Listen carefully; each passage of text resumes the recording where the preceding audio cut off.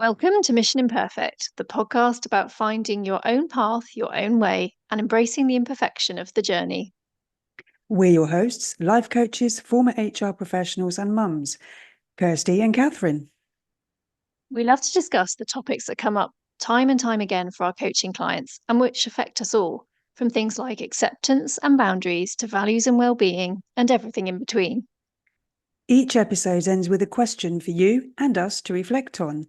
Your mission, should you choose to accept it, is to grab a cuppa and a biscuit and join us in getting lost in finding ourselves. Hello and welcome to another episode of Mission Imperfect. This week we are talking about people pleasing. And Kirsty, this is one of your favourite topics, and I know you have a huge amount of things and knowledge to share on this subject. So please take it away. Yeah, it's a big one. So settle in for the next, I don't know, 3 or 4 hours or so. Plenty to say on this one. Yeah, and actually, I have to say, this is a little bit of people pleasing coming out because I feel the need to say now that we're not going to be able to cover everything about people pleasing. And I'm already worrying about the things that I wish I'd said afterwards when I realize I haven't said them. And that shows you how sneaky people pleasing can get. So what is people pleasing? And I actually have two definitions. I have the nice definition, which is that people pleasing is behaving in a way to obtain or retain others' approval and acceptance of you, regardless of your preferences, needs, and values. Pretty self-explanatory, I think. Yeah. But then there's the not nice definition, and that is people pleasing is being a fake version of yourself in order to manipulate people into liking you. Ouch. Yeah, I'll say, ouch. Yeah, that's quite a harsh version. I have to be honest, I hadn't really heard or considered it in quite such a negative light. To me, it always was something along the lines of caring an awful lot about what other people think, Yeah. perhaps to the extent that it's to your detriment, that you'll do something that pleases someone else, even if it's to your disadvantage. But I hadn't thought of it in quite such a negative light of being a fake version of yourself and being manipulative. It's quite Because you brutal, think, what isn't it? actually is the outcome that's manipulative? Liking someone. Yeah, it's interesting. Yeah, I mean, manipulative sounds like a bad word. I'm not sure it always is. I think we're all doing a lot of that a lot of the time with no bad intentions. But it is quite a shocking version of it. When you consider some of the examples of people pleasing, when you sort of have them as a list, maybe it makes it a bit more obvious why that not nice definition Yeah. applies. Because it's things Okay. like always saying yes to other people. It's avoiding conflict. It's worrying about what other people think. It's not expressing a preference when asked to, even though you have a preference. And it's generally being really easily influenced by what other people say and do and whether that's individuals you're trying to impress or people that you want to like and accept you, whether it's, a family or community group, society as a whole. And when you sort of list it like that, hopefully it's a little bit more obvious that that is not being genuine or authentic. That is presenting yourself in a certain way to get a particular result, which is acceptance and approval, which and wanting that is not bad. We all want that. Yeah. And it's so when we're people pleasing, when we're trying to obtain that, it it's not a it's not a value judgment on who you are. It's just a way you're behaving in order to meet a need, basically. And I mean, you've mentioned this. People pleasing is often confused with just being nice to people, putting others first, being considerate. And I think that the output of both people pleasing and all the, putting others first stuff, it looks much the same. But the difference is in the motivation and the reward. For instance, if it feels pretty shit if someone doesn't acknowledge what you've done for them and express their appreciation, then you're probably motivated by the need for them to be pleased with you. And if you don't get that result, if you don't get a clear statement of some kind that they are pleased with you, then you don't Yeah. feel good about what you've done. Whereas if you're just motivated by the fact that it feels good to do something for somebody else, that's coming from a pretty different place. Um, I mean, the best example I can think of to demonstrate that is when your kids are small and you get them the presents they want from Father Christmas. You don't get any acknowledge or appreciation from them for those gifts because they've come from Father Christmas, not you. Uh, but that doesn't change the joy that you get from their enjoyment of those gifts, does it? You don't Yeah. need them to appreciate you in order to enjoy doing something nice for them. I think I that's think, such a good example. I think when you explained that to me beforehand, I thought, yeah, that makes perfect sense. The real difference between just being nice to people, or like you said, even just being a bit considerate, just because it sometimes it just feels like the right thing to do, as opposed to it being a sort of need for someone's appreciation and hmm, gratitude. It was able to make that distinction for me with that example that you gave. yeah, and I think there are times when it's always a spectrum, isn't it? There are very few things that are truly binary. And, if you work in an office with a lot of people, in order to have, a pleasant atmosphere, there are going to be times when everybody is going to be people pleasing, with the intention of ensuring that they are keeping the peace, that other people Yeah. are accepting them and liking them. And if everybody's doing that, then, a group of people forced together who may not otherwise want to be together manage to rub along pretty nicely. So it can serve a purpose and it doesn't have to be a bad thing. But when it comes down to it, why do we need people to be pleased with us? Why do so many of us feel the need to behave in a way that we hope other people will appreciate and approve of, and that will make them, want to hang out with us and be around us, basically? And in short, it's because we're hardwired to need the tribe. From our earliest evolution, if you got rejected by the tribe, your chances of survival were pretty damn slim. And if the tribe likes you, you're okay. Mm. If you're a bit too weird, grumpy, or out there for the tribe, you don't cooperate enough, they don't like you enough, you could find yourself out on your ear, with a saber-toothed tiger on your tail. And that probably Yeah. won't end well. No, it done well for the tiger.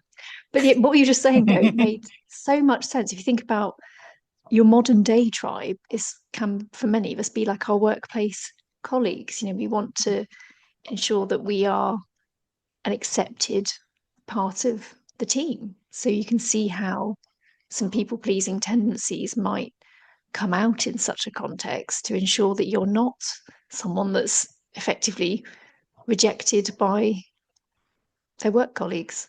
Yeah. And I guess the big advantage we've got today actually is that we've got much greater scope for creating our own tribe. Whatever you may think of the internet, it it has opened up the world. It's given us a much broader group of people to connect with and associate with, and among which to find our tribe. Hmm. So that there is arguably less need for people pleasing. But what is the problem with people pleasing? Having just said it's basically a natural survival instinct. It can be useful and completely reasonable. What's the problem with it then? Well, as we were talking about with that not nice definition, I can leave you feeling and perhaps seeming to others decidedly inauthentic. And given that it's all about trying to be accepted and liked, the irony is it's actually really difficult to create genuine connection when you're not actually being truly yourself. You're not being honest about, who you are and how you are and what you want. That's not a good basis for true friendship and connection, is it? And I found this quote from Patrick King, who has written on people pleasing, and he said, "People don't know who you truly are. They only know your people pleasing disguise. Your desire to be well liked and cherished by everyone, ironically, will make you more alone and detached, and maybe inauthentic as well." Mm. I think he summed it up beautifully. Yeah. And people pleasing, and I think most people who recognize themselves as doing a lot of people pleasing will agree with this. It's absolutely draining, because when you're constantly putting yourself out for other people, whether it's to actually do things for other people, to always, always saying yes to whatever you're asked to do, or whether it's constantly trying to meet other people's expectations and sort of fit in with them, look right, behave right, even talk right, all Mm. these sort of things. You're playing a part, and that takes energy, and at the same time you're not meeting your own needs. And very often people pleasers reject offers of help from others as well, because they don't want to be a burden. They don't want people to sort of think they're taking advantage, or that they're, not strong enough, or all these things, because people need to be pleased with them. So burnout is a real risk if your people pleasing becomes too extreme. Yeah. Yeah. The word that came up for me was just exhaustion, because I think Yeah, it's almost twofold, isn't it? There's the part that, well, where are you actually expressed in any of this? So you're suppressing one part, playing up another part, which isn't actually you. So, like you said, it's playing a role, and that's tiring, because it takes effort to actually doesn't it? do something that doesn't isn't really a natural response. That's a lot more tiring. Yeah, And so I can absolutely see. yeah, when you're constantly trying to work out who you need to be to be the right person Mm, for those around you at any particular point, you say exhausting. And Harriet B. Breaker, who's also written quite on people pleasing, says that depleted by your own good intentions and desire to please, you will confront a breaking point after which you will no longer be able to do all the things for others on which your value has come to so crucially depend. And so those people pleasers who get caught in that trap of, well, it's just who I am. I always put others first. I can't stop doing this because people won't like me. When I do these things for them, they like me, they accept me, they value me, and I need that. I can't stop. mm. It sounds a bit like a slippery slope, doesn't it? It does, doesn't it? I'm not good with slippery slopes. No, me neither. And I mean, as I think was pretty sort of implicit in what we just said, it can make you really needy, because you always need this external validation. You need other people to appreciate and acknowledge what you're doing, and to validate who you are and how you're behaving. And if you, as I've just said, if you feel good about yourself when somebody else appreciates you or approves of you, then you need that to keep happening. And you constantly need something from other people. You know, Yeah, it's all your eggs are in someone else's basket, really, aren't oh, I they? like that. Yes, yeah, Mm. absolutely. And Patrick King again on this said, all of us need validation from others. We thrive on acclaim, compliments, praise, and overall kindness. There's nothing wrong with that. But people pleasers rely solely on the approval of outsiders. Their low self value makes them entirely dependent on other people's opinions. They are like a shadow, as they are completely reactionary to other people. Shadow. Whoa. But I, I think that's how it pans out. And I know from my own experience of people pleasing, you you lose touch with that sense of yourself. It becomes buried under the need to be what other people what you think other people want you to be. Yeah. And and following on from a recent episode we did, it can lead to a lot of procrastination and overthinking because yeah, when you're constantly wondering what it is that other people want from you and you're scared of getting it wrong, that can make it quite difficult to make decisions and take action, can't it? When you're Yeah. always questioning the outcome and and getting it right is so important. And procrastinating, ironically, on the things that you actually want to do because they've inevitably become bumped so far down Yeah. your priority list because that need to please others means you don't get round to those things for you and they feature less, you think about them less, and it becomes like a self-fulfilling prophecy, doesn't it? Yeah, it's interesting that very often when you speak to people who are feeling, especially I find this sort of midlife, who have that sense of having sort of lost touch with themselves, not being entirely sure who they are anymore, they often don't know what it is that makes them feel good. They've kind of forgotten what it is that they enjoy and what actually lights them up. And that's so sad. So let's give people a bit of a ray of hope. Then, Kirsty, let's talk about trying to break some of these people pleasing tendencies when they've become a bit too consuming and perhaps a bit destructive, as we've described. Like we understand why there's an element of it at play, in relationships and fitting in and so on, but not to the extent where it becomes, as you just described, this sort of draining and needy and all those negative connotations. What can we do about that? I think that the most important thing we can do is learn to value ourselves because when we do that, external validation becomes less important. Mm. I mean, I don't think anyone ever stops enjoying a bit of external validation. Everybody likes that, right? But Yeah, big it, praise. of course we do. And there's nothing wrong with that unless that you have to get it from outside. As you said, if all your eggs are in somebody else's basket, Mm. then there's a problem. But if you, the more you learn to value yourself, then the less you're going to need others to tell you that you have value.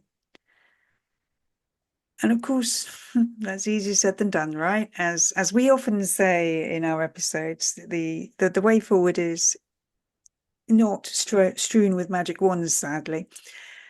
And very often the whole thing around always saying yes to other people is met with no is a complete sentence. And while that might be true, I will leave grammar pedants to argue that one out. It's unlikely that anyone can go from rampant people pleasing to just going, no. Yeah, you probably have to have a personality transplant to achieve it, wouldn't you? So how do you start to make the change then is the question. Often I think the right question is not how do you stop doing something? It's more how do you start to stop doing something? And it all starts with awareness. All change starts with awareness. So when you get to know, like, and trust yourself, then you can start to sort of understand what it is that really matters to you, and you can believe that you deserve it, and you can have the courage to make it happen and become less dependent on other people validating you and accepting you in order for you to feel that you have a place in this world.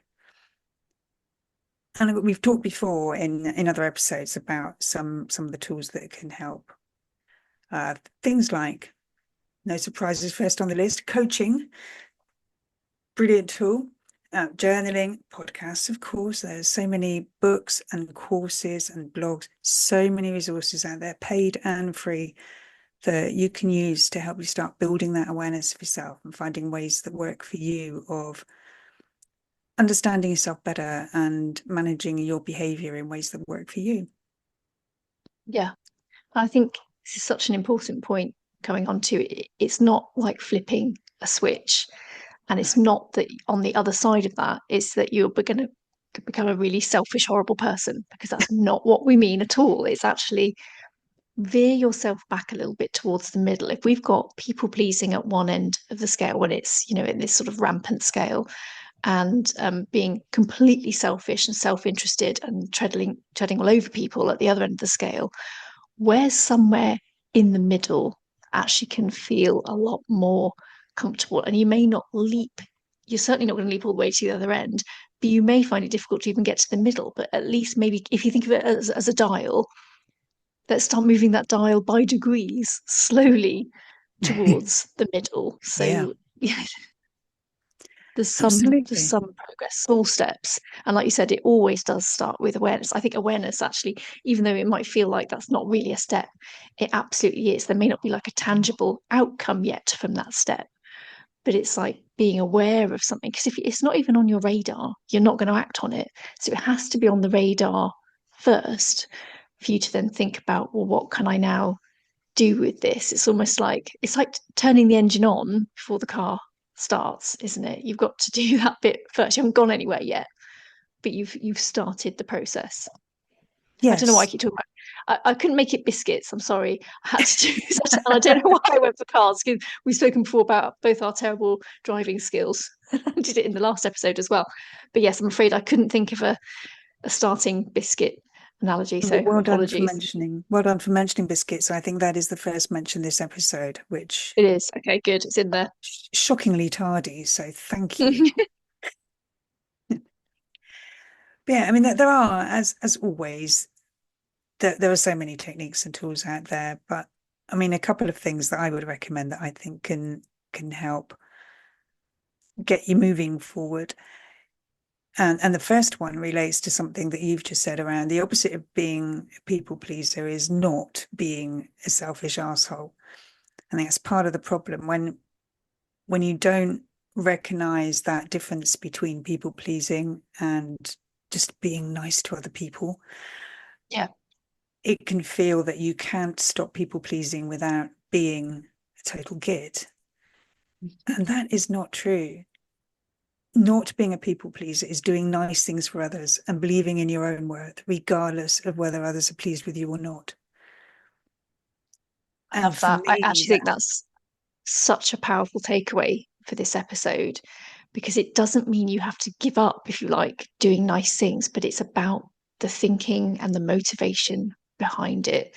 So I think that is such a powerful message. So if we can encourage people to think about not being a people pleaser, but you can still do nice things for other absolutely, people. And I love that, but still believing in your own worth, regardless of whether others are pleased with you or not. I think that's a much more comfortable place to be. It's like putting the eggs back in your basket where you can look after them as opposed to wondering what other people doing with your eggs in yeah. their baskets. Where are my eggs? Yeah. And other unlikely rallying cries. Yeah, it's but doing nice things for other people because it feels good, it's actually a nicer way of living. It feels better than doing it because you want acknowledgement. Uh, and another thing to do when you are inviting in that awareness and looking to make changes, to work on your self-talk, because so many of us have got this constant stream of criticism and nastiness going on in our head. And it's really, really hard to allow yourself to be vulnerable enough and brave enough and to think straight enough to make changes happen, the changes that you want, when you've got all that going on in your head. It's like, somebody, a footballer trying to take a penalty and the whole stadium is booing them and calling them nasty names. It really changes the environment that you are trying to work in. So being able to be a little kinder to yourself, a little less of a twat to yourself, can make a big difference. And get to know your core values, because understanding what it is that really matters to you makes a big difference in your whole decision making process. And we've talked before about values, and they're like little signposts in life, and you can use them when you're trying to decide whether something is right for you and how to move forward, they are invaluable. Yeah, And I when totally you know agree. the calls, I yeah, call them like little anchors. I just think of like little yes, anchors in yeah, the yeah, sort of helping keep you well grounded actually, and in a sense of does this feel right? And it's also then it's back about you as opposed to all being about what someone else might want or expect or require of you. It's putting another element into your decision making picture, which is actually more about things that matter to you. And that's what we're just encouraging people to do when they're weighing up these decisions. It's like you, instead of going to that automatic yes, you're able to ask a little check-in question first and identify what you then might choose to do as a result. And you still might yeah, help somebody out if you feel able to and inclined to, and it's perhaps it's not really any skin off your nose, that kind of thing, but it's just giving you a better sort of foundation from which to make that decision, I think. And I think if we absolutely. need to, if this is something we're so not used to doing, start small if you need Mm, to. Try a really yeah. sort of safe and smaller place to sample that no response, because we all know that sometimes that first time we say it, you want to run away and hide. So maybe choose the moment to give that a try. If it feels so alien to you, start small. um and yeah, and maybe just building on from that, using the values as a sort of anchoring point, take a moment to consider the consequences before you say yes to that Yeah. request, whatever it might be. Because when we say yes to something, we are using our time, energy, resources, whatever it might be. So we are effectively saying no to something else. And I think that Hmm. just gives us a slightly different perspective. Like, what else could I, if someone asks me a favor, but actually I know that's going to take me a really long time, um, we can actually start to think, well, what could I actually do it with that window instead? Or is there a better way to maybe help that person? Because maybe it's not even me the best place to do it.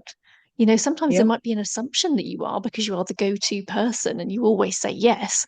So that person's put the responsibility on the delivery on you, where actually you may not be the best person to even deliver. I hope I'm making sense there. But when you Absolutely. get, it's like when Yes. you get into a cycle, you can just repeat, even if the bits are started to come a bit awry, the thread's coming undone and it doesn't quite work anymore. But we can stick with it out of habit, can't we? Yeah. You've got used to the fact that you can get other people's approval and appreciation by doing things for them. They've got used to the fact that you like doing things for them, Mm, and nobody's thinking about it anymore. yeah.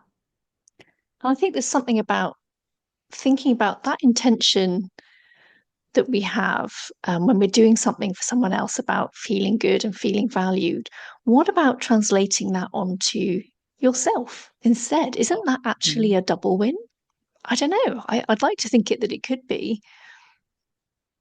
Well, we're saying that we have to feature as well, aren't we? Yes. That's what we're effectively saying. So, and I think Yes. that's been a thread throughout all of our episodes. No matter what we're talking about, it's about you matter.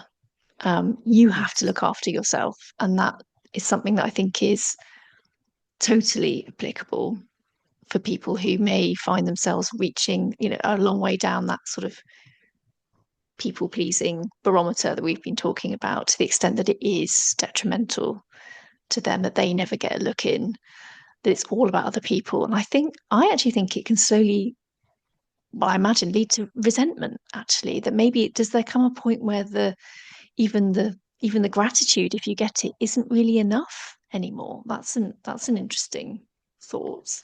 um Very. Yeah. Excellent point. And I think, like, getting the dopamine hit, you keep needing more of it. If you keep going at the same level too long, it doesn't satisfy anymore. So yeah, because I think a lot of resentment builds in when people are not as appreciative of you as you want them to be, need them to be, hoped they would be.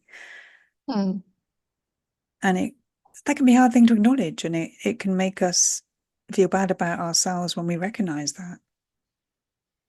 yeah, What did you say? We deserve to to be considered, and we deserve to do things for ourselves and to look after ourselves in the same way that we will do that for other people because it's the right thing to do and it feels good, not because we want something back from it. Yeah, exactly that. And we are likely to be more better liked and more accepted when we are behaving from that place than when we are people pleasing, because people can see us for who we really are. On Exactly. which And on that note, yes, I think let's finish as quotes. we like to do with a few quotes and finally our question. So take it away, Kirsty, with some of your favorites. Yeah, I mean, here's one that you gave us a version of earlier, actually, is when you say yes to others, make sure you are not saying no to yourself. And that's Paolo, and I've just realized I have no idea how to say his surname. Coelho? Coehlo. Yeah, I can't help you with that one. This is imagine that you said it correctly. Yeah, but pretend. It's all good. Yeah. Um, I like this one. I can't tell you the key to success, but the key to failure is trying to please everyone. And that's Ed Sheeran. I think that's very wise words indeed. It is, that's brilliant, isn't it? That so so true, so wise. And one from Harriet B. Breaker again, as a people pleaser, you want and need everyone's approval, yet withhold approval from yourself. Mm. Shall we go for a question? Yes, let's do it. Because, we always ask a question and people would be a bit disappointed if we didn't. So we really ought to, shouldn't we? Yep, don't let anyone down here. So the question is, what is it that bothers you most about the idea of saying no to someone?